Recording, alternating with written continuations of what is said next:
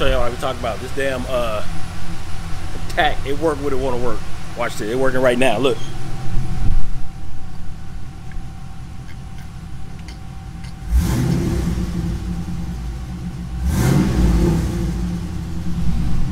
See that bullshit? It worked when it want to work. I don't know. But yeah, so I just came back on my test drive. Still tweaking the shocks. I'm not sure if I want them a little bit firmer, a little bit softer, but it definitely rides better than it did with the old stuff on there. So we got a lot bit more tweaking to go. I think I may just go ahead and get the alignment done, and then I'll continue to tweak it. Ride height wise, I'm not going to touch it again until I get my wheels, so I can get the alignment done, and then from there it'll just be turning the knobs on the shocks to get the ride comfort dialed in. So that's what I'm doing today. And I'll show you, for those that's wondering how I got the tach to work. The gauges itself, I think the ground, whatever ground that tach has is loose. Like I say, it work when it want to work. But this is, let me show you. Hold on, turn my mic around. I ain't got my batteries died on my wireless mic, so I'm having to use my shotgun. So this wire right here, which is from what I remember, is what runs to the what do you call that thing? The distributor. I just basically took this yellow wire and just found the wire that comes out of my PSI harness that's for tach lead.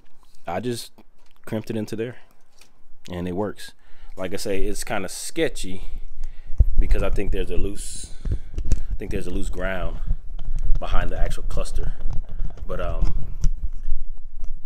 I'm changing that out in a little bit. Not a little bit, but that's coming soon, so I ain't really worried about that not working. But I'm done for the day. I'm about to plug it up and let it charge with my battery tender, because I did. Let me tell you what happened. Hold on. Okay, so what happened was, when I was putting the shims in the control arms on the driver's side, y'all know the alternator is right there, and I had never put that red boot on the alternator post, so it was a live wire. So I have a ratcheting wrench. I was ratcheting. That damn wrench hit that alternator wire and sparks went everywhere. So, but remember I told y'all I have a circuit breaker. That's not why I put it on there, but I'm glad I did, because look, it's right there. So all I had to do was hit that switch to turn it off, to cut the live wire. But I went ahead and put it on. So I went ahead and put the boot on, but yeah, that actually was a good reminder that I didn't have it on there, even though I knew I didn't. Something I just kind of forgot to do.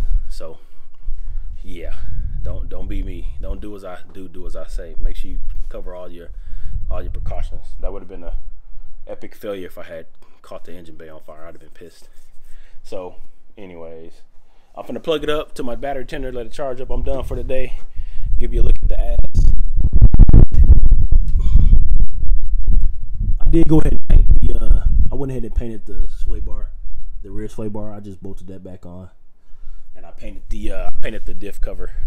I was gonna buy a new diff cover, but man, they're running for a couple $100. Now, when I do my rear end, my gears, and put the posi in there, I will get a new cover then. I think it'll be worth it at the time I pay all that money. You might as well get a new one.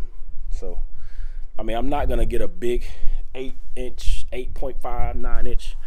Stay with the 7.5.